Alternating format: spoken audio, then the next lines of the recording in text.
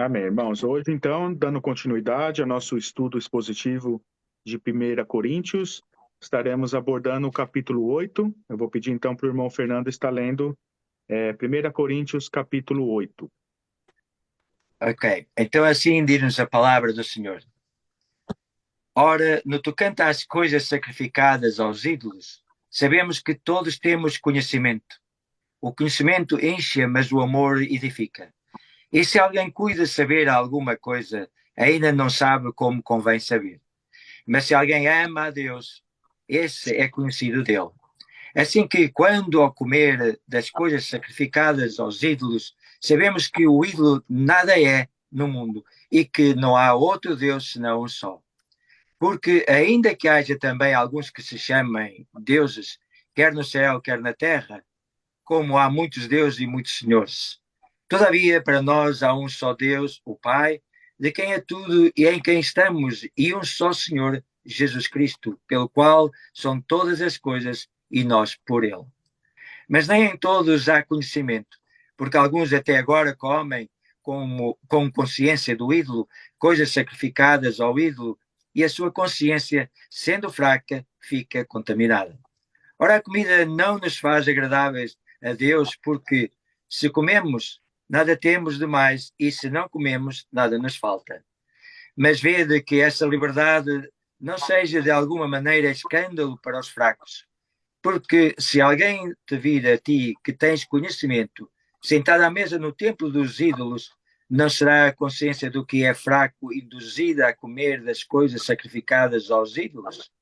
E pela tua ciência perecerá o irmão fraco, pelo qual Cristo morreu. Ora, pecando assim contra os irmãos e ferindo a sua fraca consciência, pecais contra Cristo. Por isso, se a comida escandalizar a meu irmão, nunca mais comerei carne, para que meu irmão não se escandalize. Amém. Amém, meus queridos. A gente já está caminhando bastante, né? Capítulo 8. Hoje, o capítulo 8 é um capítulo mais curto, né?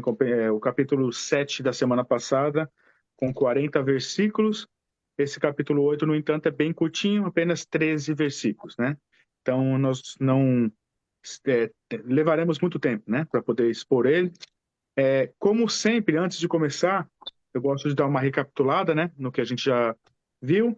Semana passada foi um assunto bem polêmico, né, para os nossos dias, o assunto do casamento. Irmãos, eu gosto sempre de apontar para a linha cristocêntrica do apóstolo Paulo, né? Nós vemos ali, desde o início do capítulo 1 ali, até o capítulo 4, onde ele tratou das divisões, nós vemos que Paulo sempre apontando, né, para Cristo, né? Sempre nos mostrando a linha cristocêntrica, sempre ali mostrando que ele não veio pregar o evangelho com sabedoria humana, com retórica, e olha que ele podia fazer isso, né? Com uma das mentes mais brilhantes do primeiro século, mas ele não se propôs a fazer nada disso, mas ele se propôs apenas em pregar Cristo e Cristo crucificado. É, Nós vemos que ele, continuando ali, capítulo 3, capítulo 4, ele sempre mostrando, né, não ultrapasseis as escrituras, né, sempre numa linha cristocêntrica, mostrando para o evangelho, e esse é o caminho que nós devemos seguir, né, nenhum outro fundamento deve ser colocado a não ser Cristo. O que eu achei interessante, irmãos, na semana passada, nós vemos que todo o assunto que Paulo trata, ele sempre anda nessa linha.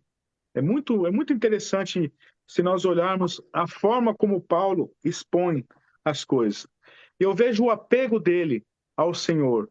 Na semana passada nós vemos como que ele segue a vida dele, dizendo que nós devemos seguir dessa forma, vivendo neste mundo como se nós não estivéssemos vivendo aqui, comendo das coisas como se a gente não estivesse comendo, né? Ou seja, fazendo as coisas como se a gente não estivesse fazendo. E uma coisa que me chama muita atenção no capítulo 7 foi que Paulo disse: não sejais escravos de homens, mas sejais escravos de Cristo. Irmãos, é muito interessante o que Paulo sempre faz. Ele sempre aponta para Cristo, o senhorio de Cristo, a nossa submissão a Cristo, e isso ele tira dele sempre de lado. Ele não fala sejas escravos de Paulo. Ó, se, né? É sempre Cristo, Cristo, Cristo, Cristo. Então, é muito bom a gente sempre recapitular isso e a gente continuar seguindo sempre na linha cristocêntrica, né? Aqui no capítulo 8 nós vamos ver essa linha cristocêntrica também. Ele apontando que o ídolo não é nada, né? O ídolo não é nada, mas existe apenas um Deus e um só Senhor, que é o nosso Senhor Jesus Cristo, né? Hoje nós estaremos abordando um assunto que o capítulo 8 se resume numa coisa só que ele está dizendo, que é as coisas que são sacrificadas aos ídolos, né? Antes da gente começar a expor os textos, irmãos, eu só queria voltar em mais uma coisa da semana passada sobre o assunto do casamento, né? Eu até falei um pouquinho ontem no culto. Às vezes a gente vê também, e isso também tem muitas opiniões diversas, né? E é um assunto muito delicado, né? Então eu falo para os irmãos que quando os irmãos tiverem dúvidas também de alguma coisa, quiserem conversar ao longo da semana, eu estou sempre à disposição. Mas, irmãos, é muito importante a gente sempre falar o que a Bíblia diz. Na semana passada a gente entrou muito em o que que a instituição acha, o que que a presbiteriana faz, o que que a batista faz. Irmãos, eu vou ser muito sincero para os irmãos, eu não estou nem aí para o que que as igrejas fazem. Eu quero saber o que que a Bíblia ensina, né? O princípio do casamento ali que a gente passou é case, fique fiel ali com o seu cônjuge, cuide da sua família e não separe nunca, né? Eu acho que nós, como cristãos, nós sempre incentivamos os irmãos. Você está casado, você tem uma família, nunca se separe, fique casado. E a gente viu a importância do casamento.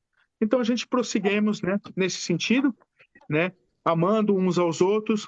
Eu sempre falo também, irmãos, nós devemos tomar muito cuidado para não sermos julgadores também. Às vezes, como eu citei até no estudo, às vezes tem pessoas que vêm, né, ou vieram até do mundo, vieram, às vezes, de um casamento, casou de novo, descobriu a verdade, né? Nesse caso, irmãos, o que que a gente fala para as pessoas? Fiquem casados, apliquem os ensinamentos para o seu dia a dia, nos dias de hoje, e siga a sua vida. E eu peço para os irmãos também, a gente tem que tomar muito cuidado para não julgar as pessoas, né? Entender, né, o contexto que a gente vive, sermos fiéis à Bíblia, sempre, nunca abrimos mão da Bíblia, né? E continuar sempre nessa linha, né? Olhando para o nosso Senhor, fazendo as coisas que o agrada e se agradando, né? Com as coisas que ele se agrada e não se agradando com as coisas que ele não se agrada. Então é sempre assim que a gente deve olhar. Então eu sempre falo, ao ponto, irmãos, de a gente até tirar a perspectiva de placas de igreja. O que que a presbiteriana fala, o que que a batista fala, o que a Assembleia de Deus fala, o que a placa de igreja fala, né? Eles falam, pode ter coisas diversas.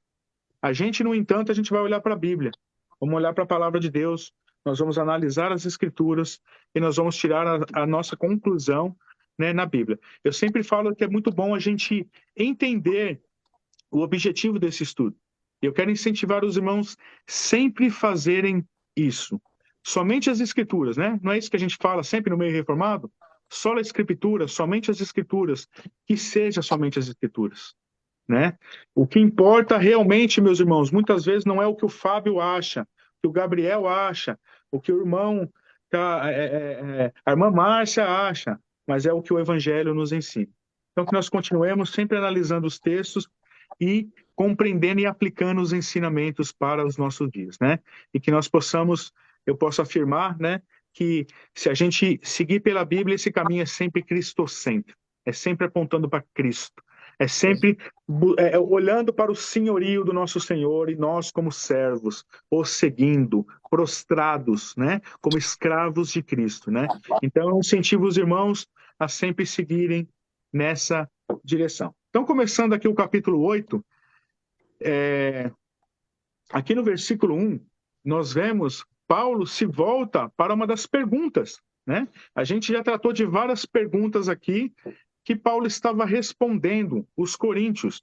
E aqui, já logo no versículo 1, ele se volta para mais uma pergunta, uma dúvida que eles tinham, né? Que é acerca, né? Aqui vemos que ele começa aqui respondendo no que se refere às coisas sacrificadas, né? Então essa é a pergunta. E aí, Paulo, acerca das coisas sacrificadas. É muito interessante como o versículo 1 dizendo que todos nós achamos ser donos da razão. Olha bem aqui o que Paulo está dizendo. Mas o saber ensoberbece, né? Mas o amor edifica. É até um pouco confuso, irmãos. Se a gente for ver, peraí, Paulo começa falando do ídolo, da carne sacrificada, esse é o assunto, e ele de repente vem com esse papo, né? Por que que Paulo está falando dessa forma, né? Por que que Paulo meio que mudou aqui, já logo no primeiro versículo? Paulo está dizendo aqui por causa da arrogância dos coríntios, que achavam saber demais, né? Não é isso que a gente tem estudado, que a gente estudou ali no capítulo 1, capítulo 2, que eles tinham uma paixão pela filosofia, tinham uma paixão pela boa retórica, e nós vemos aqui, Paulo começa contando, ali, cortando, né, as asinhas deles, pelo fato de eles saberem tudo, eles serem os donos da razão.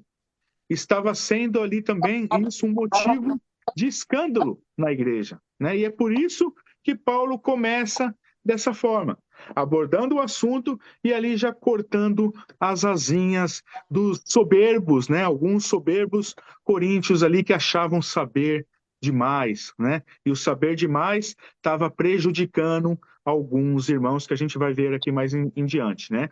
E Paulo ensina aqui que devemos fazer tudo com amor primeiro, né? Então ele começa, né? No caso da comida, vemos que o nosso Deus é maior do que tudo. Mas se comer for um escândalo, nós não devemos fazer. Devemos, meus queridos, é nesse contexto que ele está falando de amor. Devemos amar os nossos irmãos que podem se escandalizar.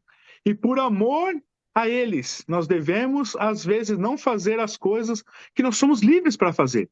Por isso que Paulo fala dessa liberdade, né? Às vezes, nós devemos abrir mão dessa liberdade, né? Por amor aos nossos irmãos, por zelo aos irmãos. Ele vai chamar esses irmãos de mais fracos na fé. E Paulo enfatiza no versículo 3 que tudo deve ser feito com amor. Primeiro, dizendo que se alguém ama a Deus, esse é conhecido por ele. Ou seja, devemos amar e fazer todas as coisas e também deixar de fazer também, não só fazer, mas também deixar de fazer as coisas por amor também. Não devemos achar, meus queridos, como os coríntios, que nós achamos tudo e que nós podemos fazer qualquer coisa e fazer as coisas com arrogância. Então, Paulo começa esse assunto tratando da arrogância dos coríntios, falando de fazer as coisas com amor ao próximo, para então começar a explicar, né, sobre a comida e o ídolo, que ele começa no versículo 4, né?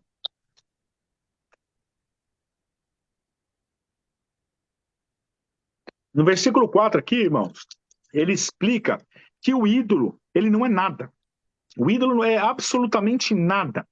E que só existe um Deus. Ou seja, eles não têm poder de Deus, né? Não existe ídolo, né? E o ídolo não tem poder de Deus. Eles não são deuses, mas estão sujeitos ao único e soberano Deus, né? Então era isso que eles não entendiam ali. No versículo 5, ele diz que muitos até acham que são deuses. Notem bem no versículo 5. Mas nós que somos cristãos sabemos que existe apenas um Deus, de quem são todas as coisas e pelo qual nós existimos. E ele cita também um só Senhor, que é o nosso Senhor Jesus Cristo. E ele mesmo é Deus, né? No versículo 7, Paulo nos diz que muitos não tinham esse conhecimento. Mas alguns, pela familiaridade ali com o ídolo, ainda estavam comendo o alimento como se ele fosse sacrificado a ídolos. Ou seja, eles não tinham esse conhecimento, eles não entendiam, né, o que Paulo explicou aqui, que era um só Deus, né? Uma coisa que nós devemos ter em mente, meus queridos, também, é o contexto ali da cidade de Corinto, né, que era uma cidade cheia de idolatria, né, gentílica ali, como toda a Grécia antiga era. E ali existia, né, especificamente ali na cidade de Corinto, o templo de Afrodite, mas não era apenas isso. Eles tinham vários deuses, né, os deuses gregos ali, entre eles Apolo, Diana, né, Afrodite mesmo, específico de Corinto, entre muitos outros deuses na Grécia antiga ali que eles idolatravam e acreditavam como deuses. Era comum, então, as pessoas que se convertiam e tinham contato ainda com essas pessoas que não tinham se convertido, nas casas delas, elas oferecerem alimentos que eram sacrificados a esses deuses, né? Então, a polêmica aqui, ela gira tudo em torno dessa situação, né? Paulo está explicando tudo isso em meio a esse contexto que eles estavam vivendo, né? Eles eram convertidos, eles iam para a igreja, né? E eles tinham contato com essas pessoas ainda, que se você fosse na casa deles, você provavelmente seria oferecido comida oferecida a ídolos. E aí nós vemos nesse contexto, alguns estavam indo, comendo, e outros eram fracos na fé, estavam, né, comendo da forma errada, comendo achando que era para Deus mesmo, ou se escandalizando. Então esse era o contexto aqui. Por isso que Paulo explica que eles não tinham esse conhecimento aqui, né? E o que ele explicou ali no versículo 5 e 6, que o ídolo não é nada, e só existia um Deus. Era esse o conhecimento que eles não tinham. Todos os deuses, né, baseado nisso que Paulo está ensinando, todos os deuses da Grécia ali que eles acreditavam não existiam, eram falsos, né? E o apóstolo Paulo mesmo diz que por trás de todo ídolo são demônios, né? Então eles não tinham esse conhecimento, né? Então é esse o conhecimento que eles não tinham e eles estavam caindo por falta desse conhecimento, né? E eles estavam sendo fracos na fé com falta de conhecimento. E por causa da consciência deles serem fracas, eles eram então contaminados, né? No versículo 8, aqui, ele diz que não tem problema se comermos, ou também não comermos. Ou seja, que Paulo está dizendo aqui que não faz diferença nenhuma. Seja você comer, seja você não comer, né? Eu vou dar um exemplo aqui prático. Aqui na Inglaterra, a gente tem muito esses franguinhos, né? Sem ser o KFC, mas você vai nesses franguinhos indianos, tem muito franguinho halal, né? Comida halal, que é consagrada para o Deus deles. O que Paulo está dizendo aqui numa situação como essa? É uma comida halal. Você pode comer ou pode não comer, não faz diferença nenhuma, né? Tentando explicar um pouquinho, contextualizando, seria isso. Você comeu halal, você não comeu halal, não faz diferença nenhuma, irmãos. Se você tem esse conhecimento que Paulo explicou aqui, que você crê que o ídolo nada é, e que existe apenas um Deus, e esse Deus é soberano, e por ele todas as coisas, e por ele existimos, você não tem que se preocupar com nada, né? Então, é nesse conhecimento aqui. Uma coisa, vemos aqui, né, que tinham dois tipos de pessoas dentro da igreja.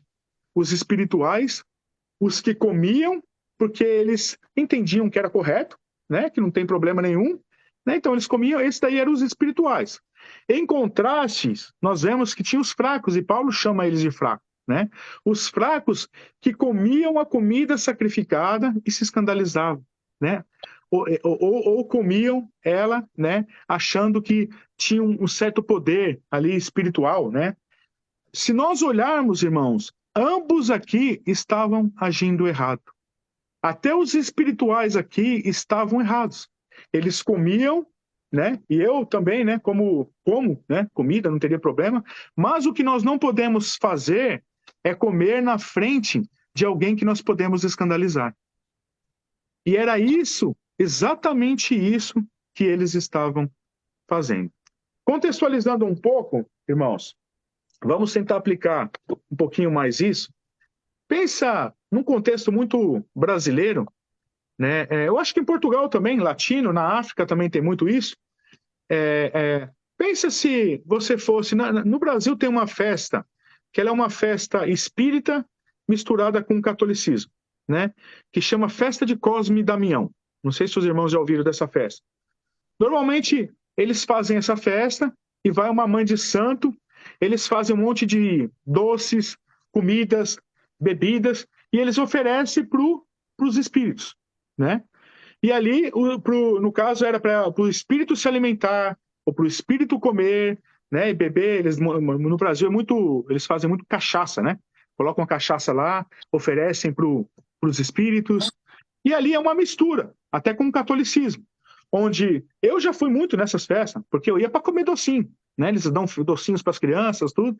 Então eu ia demais nessas festas com as Damião, e eles ofereciam lá para os espíritos, e as crianças iam lá e ficavam comendo docinho, né? As balinhas, os docinhos, tudo.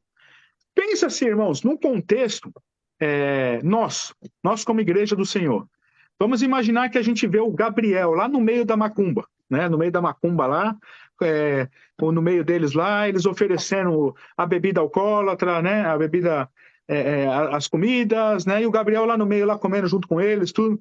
Vocês acham que os irmãos da igreja iriam se escandalizar de ver o Gabriel lá? Eu não tenho dúvida, irmãos. Não tenho dúvida nenhuma, né? E escandalizar, né? Talvez a pessoa que fosse um pouquinho mais espiritual, ela poderia pensar, peraí, o que o Gabriel está fazendo lá, né?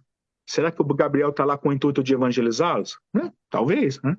Eu talvez poderia pensar assim, né? Eu acho que ele deve estar lá com o intuito de evangelizar. Mas talvez o irmão, que Paulo chama de que é um pouco mais fraco, ele ia olhar e falar, meu Deus do céu, virou macumbeiro, né?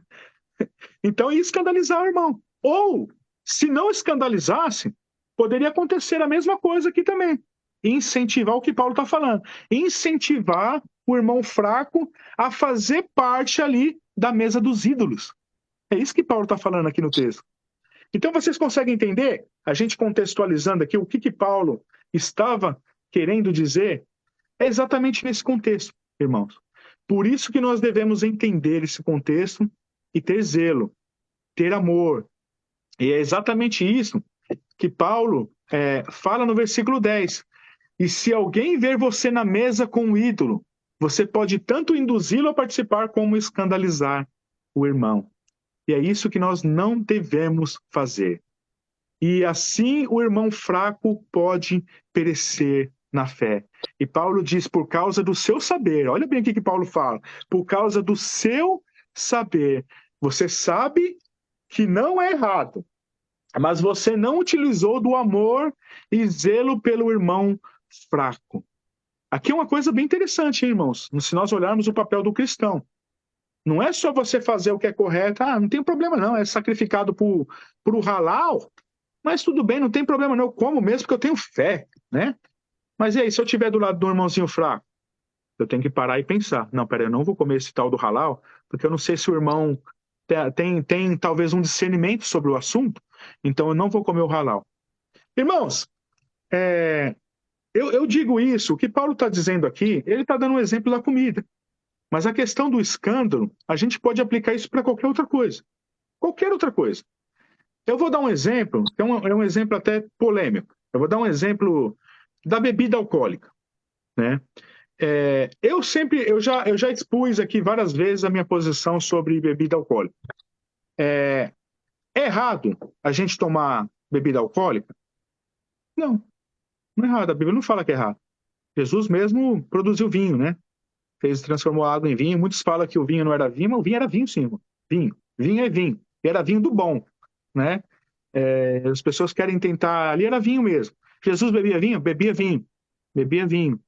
Os discípulos bebiam vinho? Bebiam vinho, irmão. Né? A igreja primitiva, a gente vê a história, bebiam vinho? Bebiam vinho. Né? Eu não falo para você que é errado. Paulo aconselha Timóteo a tomar vinho por causa das enfermidades. Né? Não é errado você tomar um vinho. Mas o vinho tudo bem, e a cerveja é errado? Irmãos, beber não é errado. O que a Bíblia diz que é errado é você se embriagar, você ficar bêbado, ficar de fogo. Isso é errado. No entanto, eu também gosto de ressaltar sempre a questão do escândalo. Então, tem duas coisas aqui que eu falo para os irmãos e eu aconselho os irmãos. Você quer beber? Pense nessas duas coisas. Eu não posso me embriagar. Se eu tenho problema com bebida, nunca beba. Né? Nesse caso, nunca beba. Ou se você tem controle, pode beber, mas não fique de fogo, né? Não fique bêbado. E a outra é a questão do escândalo. Se você acha que você vai escandalizar o seu irmão bebendo, não beba. Outro exemplo que eu gosto de dar, isso na verdade é um conselho, irmãos, não é nada que é um mandamento de Deus, mas eu tento agir com prudência nesse sentido por causa dessas duas coisas. Se você tem filhos também, eu aconselho, você gosta de tomar um vinhozinho, uma cervejinha, espera eles ir para a cama, vai depois você só sua esposa, toma, talvez para você não influenciar filhos a começar a beber, porque eles não têm discernimento ainda, né? Talvez depois da adolescência, tudo já entende melhor, né? Então, são alguns fatores que a gente aconselha, né? Agora, pensando nisso, irmãos, eu sempre falo a minha posição sobre isso. Eu nunca bebo em público. Nunca.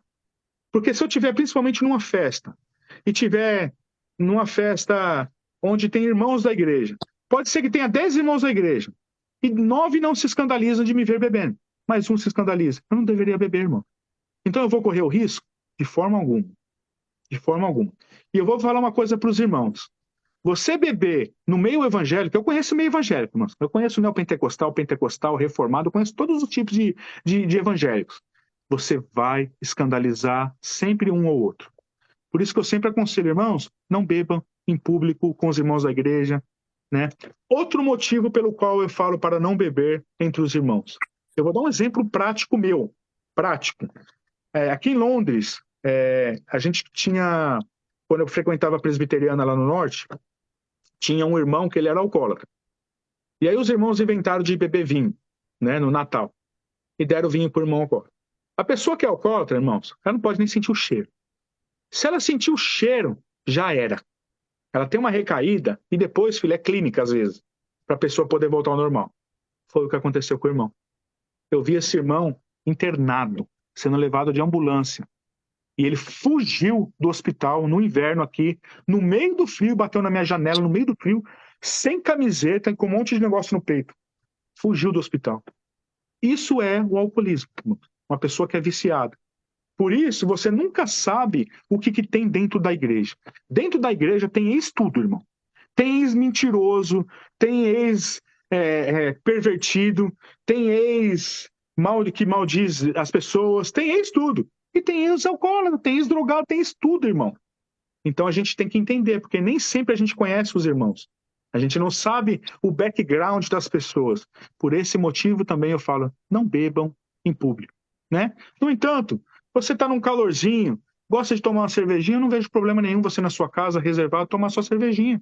Você não vai escandalizar ninguém, não está fazendo nada de errado. Então, esse é o conselho que eu dou para os irmãos, né? E seguindo aqui a diretriz que o apóstolo Paulo fala, de a gente nunca, irmãos, correr o risco de poder escandalizar um irmão nosso e talvez ele perecer na fé, e talvez ele cair na fé por causa disso. Então, a gente, às vezes, entende que, às vezes, você comer uma coisa sacrificada não é errado, que você beber uma bebida alcoólica não é errado, mas eu não vou fazer isso perto dos meus irmãos por causa do amor que eu tenho para com eles e o zelo que eu tenho, né, para com eles, para que eles não venham a poder cair na fé, né, e se escandalizar com uma atitude minha. No versículo 11, Paulo nos diz que pecando dessa forma contra o nosso irmão, nós pecamos contra Cristo. Olha que sério que é isso?